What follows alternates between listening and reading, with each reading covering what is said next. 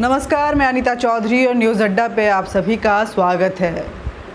पाकिस्तान तालिबान के कंधे पे अपनी बंदूक रखकर अफ़गानिस्तान की ज़मीन को इस्तेमाल करके भारत को डिस्टर्ब करना चाहता है, लेकिन पाकिस्तान अपनी ही जाल में फंस चुका है।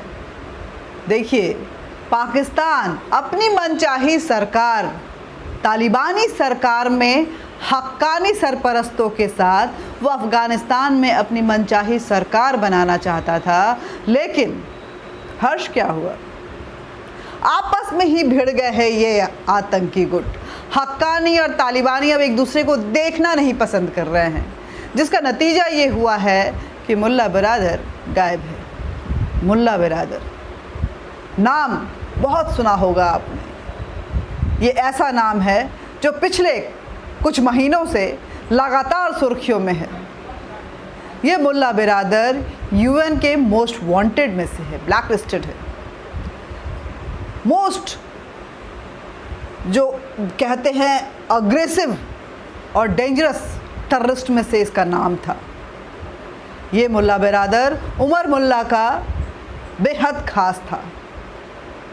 ये मुल्ला बिरादर जो तालिबान 1 में बहुत बड़ी पैठ रखता था और उमर मुल्ला का इतना चहेता कि इसके बिना एक सुई भी इधर से उधर नहीं होती थी। वो मुल्ला बिरादर जो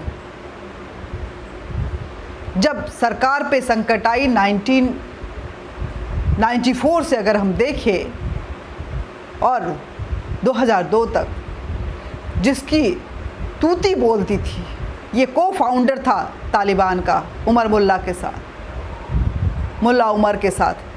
लेकिन उसके बाद इसको भागना पड़ा क्योंकि अफ़गानिस्तान में सत्ता बदल गई थी। यूएन ने इसको आतंकवादी घोषित कर दिया था। इसके सर पे बहुत बड़ा इनाम रखा था।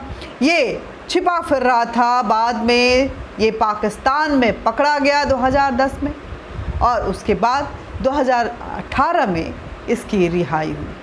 और इस रिहाई के साथ ही 2020 में दोहा में पाकिस्तान की मौजूदगी में अमेरिका ने मुल्ला बिरादर के साथ समझौता किया। मुल्ला बिरादर उसके बाद कतर में बैठ गया था। ये तालिबान का राजनीतिक कामकाज कतर हेडक्वार्टर से देखता था और उसके बाद अमेरिका पाकिस्तान की मौजूदगी में तालिबान के साथ एक दोहा एग्रीमेंट के नाम पे समझौता करता है, जिसमें वो अफ़गानिस्तान की ज़मीन को छोड़ने की बात कहता है कुछ शर्तों के साथ। लेकिन ये शर्तें इतनी बेमायनी और बेईमानी भरी रहीं कि यूँ कहें तो अमेरिका ने अफ़गानिस्तान को तालिबान को तोहफे के रूप में दे दिया। पाकिस्तान इसके मज़े ले रहा था कि अब मेरी बारी आई है। ये ताल ठोक रहा था कि अब तो भारत को डिस्टर्ब करके रहेंगे और कश्मीर लेके रहेंगे। लेकिन पावर मसल्स जो न करवाए, हक्कानी जो मुल्ला बिरादर ऐसा माना जा रहा था कि वही वहाँ का प्रधानमंत्री बनेगा, अफ़गानिस्तान की सत्ता की कमान मुल्ला बिरादर के हाथों में होगी। लेकिन पाकिस्तान इस चीज़ को मानने को राज़ी नहीं था। आईएसआई चीफ अफ़गानिस्तान पहुँचे, उसके बाद मुल्ला बिरादर को उप प्रधानमंत्री बनाया गया। और यही नहीं, तालिबान के उस समय में मुल्ला उमर के बेहद ख़ास दूसरे व्यक्ति को जो कि भारत के साथ एक दोस्ताना रिश्ता रखना चाहता था, उसको उप विदेश मंत्री बनाया गया। उसको भी कोई ऐसा पद नहीं दिया गया जिसकी वजह से उसका दबदबा कायम रहे। तालिबान इस पे भी राज़ी हो गया, लेकिन पाकिस्तान को इसमें भी चैन नहीं आया। हक्कानी ग्रुप जो कि यूएन सहित अमेरिका के एफबीआई के मोस्ट डेंजरस टेररिस्ट ग्रुप में से एक माना जाता है, इसके हर एक मेंबर पे कुछ ना कुछ इनाम है। खासकर जो कानून मंत्री बना है, जो इंटीरियर मिनिस्टर बना है सिराजुद्दीन हक्कानी, उसके ऊपर तो 50 लाख के अमेरिकी डॉलर का इनाम है। और इस तालिबानी सरकार में हक्कानी ग्रुप के 4 मंत्रियों को कमान दी गई और बेहद ही इम्पॉर्टेंट मंत्रालय भी। हक्कानी ग्रुप के सिराजुद्दीन हक्कानी को तो कानून मंत्री बनाया ही गया। इसके बाद नजबुल्ला हक्कानी को संचार मंत्रालय दिया गया और 2 और को, एक को शरणार्थी और एक को शिक्षा मंत्रालय दिया गया और इन सब पे हक्कानी ग्रुप का कब्जा रहा। यही नहीं, जो मुल्ला याकूब है, जो कि मुल्ला उमर का बेटा है, उसको डिफेंस मिनिस्ट्री दी गई, लेकिन पावर उसके हाथ में भी रहा। सिराजुद्दीन हक्कानी जो है उसका लगातार याकूब मुल्ला याकूब के साथ जो है टशन चल रहा था कि पावर किसके पास रहेगा, ये सेना का कमान किसके पास रहेगा।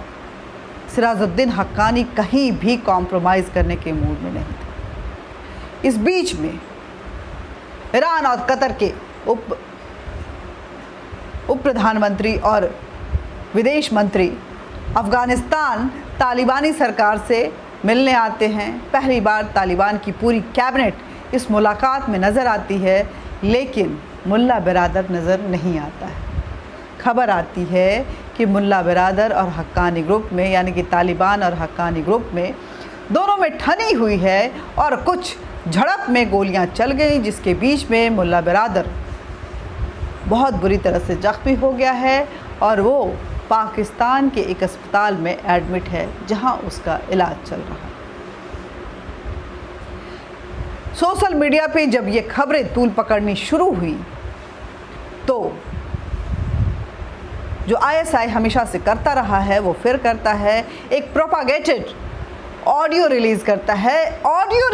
आप समझ सकते हैं कि जो तालिबान बात में वीडियो रिलीज़ करके वो लोगों को डराता भी है और अपनी सफाई भी पेश करता है, अपने बयान भी जारी करता है, उसकी तरफ से मुल्ला बिरादर का एक ऑडियो रिलीज़ किया जाता है और उस ऑडियो में कहा जाता है कि मैं बिल्कुल सही सलामत हूँ और एक ट्रिप पे हूँ।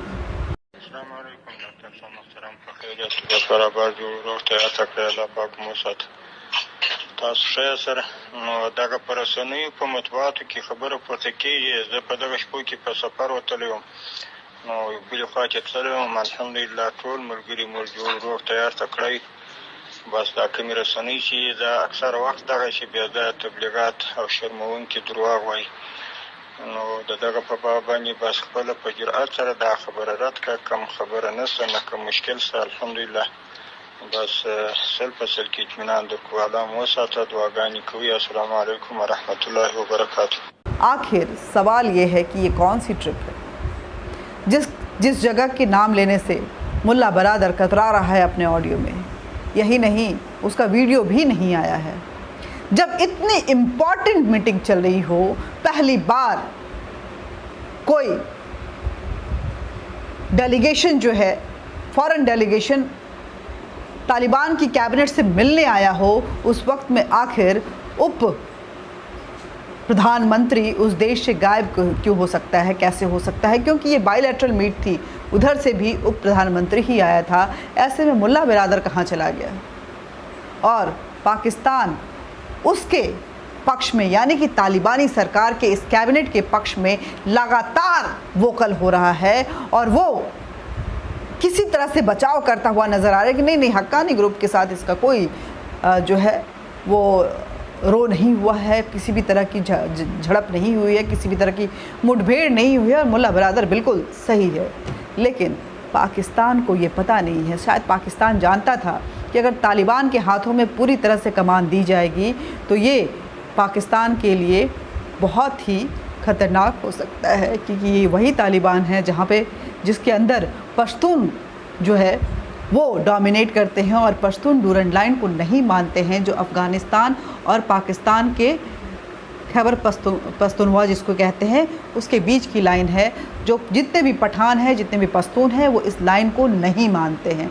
ऐसे में अगर तालिबान की पूर्णतः सरकार बनती है जहाँ पे उनका डोमिनेशन रहता है, तो डूरंड लाइन को ये नहीं मानेंगे और वो खैबर पख्तूनख्वा जो है, वो पश्तून एरिया जो है पाकिस्तान का, वो अपने हिस्से में लाना चाहेंगे, जो कि उन्होंने कहा भी सरकार बनते के साथ उनका था कि हम डूरल लाइन को नहीं मानते हैं और कहीं ना कहीं अब अपनी शाख बचाने के लिए, अपनी सरहद बचाने के लिए, अपनी ज़मीन बचाने के लिए पाकिस्तान इस तरह की चालें चल रहा है। लेकिन ये चालें कब तक कामयाब होंगी, क्योंकि पाकिस्तान उस ओखली में अपना सर रख दिया है जहाँ पे मूसल जो है वो लगातार दन दनादन चलते रहेंगी।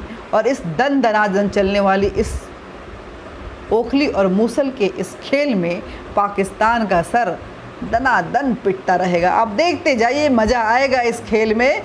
निशाना भले ही भारत को बनाया जा रहा था, अमेरिका भी एक डबल गेम खेल रहा था, लेकिन भारत की जो आजकल की रणनीति है, जो कूटनीति है और जो स्ट्रैटेजिक वेपन्स जिस तरह के इस्तेमाल करता है, वेपन्स मतलब कि जिस तरह की चालें इस्तेमाल करता है भारत, उसमें दुश्मन धराशायी होता हुआ नज़र आता है। रूस अपने हथियारों की तैनाती जो है वो अफ़गानिस्तान बॉर्डर पे शुरू कर चुका है। रूस सख्त हो चुका है तालिबान को लेकर के। भारत सिरे से इनकार करता है, फ्रांस नाना कह देता है।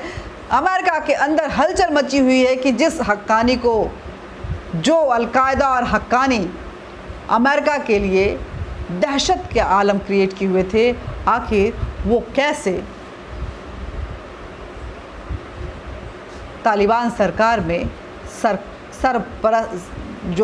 सर्वोच्च मंत्रालय है उस पर बैठ सकते हैं। यही नहीं, अब अमेरिका के मुंह पे अल-ज़वाहिरी अलकायदा ने भी तमाचा मारा है। जो पाकिस्तान अमेरिका को के पैसे खा कर कुछ दिन पहले तक उसके थाली चाटता हुआ नज़र आ रहा था, आज पानी पी पी के उसको कोसता हुआ नज़र आ रहा है। तो ये दो धारी तलवार जो है आतंकवाद का, वो किसी को नहीं छोड़ता है। आप जिस पे खेलने जाते हैं, दरअसल वो आपके पांव काटता जाता है। भारत ने इसीलिए हमेशा से पूरे विश्व को बताया, शांति का पाठ पढ़ाया और कहा आतंकवाद की परिभाषा मत तय कीजिए, इसको सिरे से नकार दीजिए। मुल्ला बिरादर कहाँ है, ये बड़ा सवाल है। और इस सवाल के साथ मैं आज के बातचीत को यहीं ख़त्म करती हूँ। आपसे सवाल पूछती हूँ कि आपको क्या लगता है कि क्या ये पावर टशन जो है वो मुठभेड़ में तब्दील हो चुका है और तालिबान सरकार का गठन जो है इसीलिए देर होता हुआ चला जा रहा है?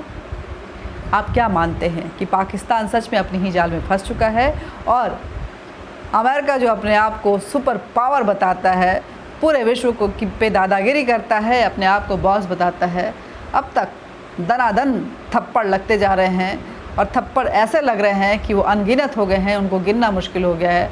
अमेरिका की हालत पतली हो गई है और पूरे देश के, पूरे विश्व के सामने उसकी जो कलई है वो खुलती जा रही है। ऐसे में भारत, क्या आपको लगता है कि विश्व गुरु बनने जा रहा है? अपने विचार, अपने जवाब कमेंट बॉक्स में ज़रूर लिखें। नमस्कार, जय हिंद, जय भारत। वीडियो अच्छा लगे तो ज़्यादा से ज़्यादा शेयर कीजिए, लाइक कीजिए, सब्सक्राइब कीजिए और